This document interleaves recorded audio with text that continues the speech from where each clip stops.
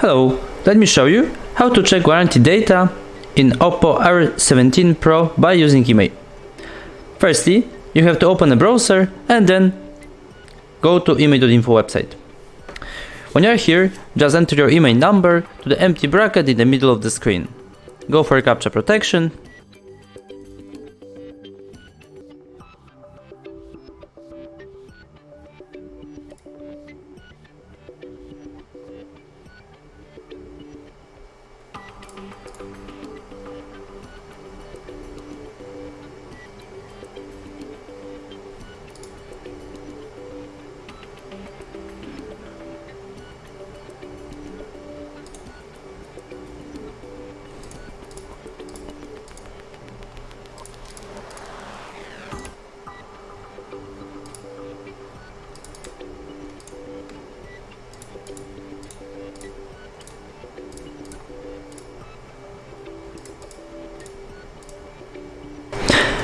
And click on check.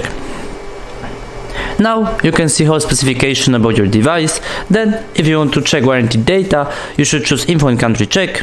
Then click at check OPPO warranty in country and wait 10 seconds until full specification is provided.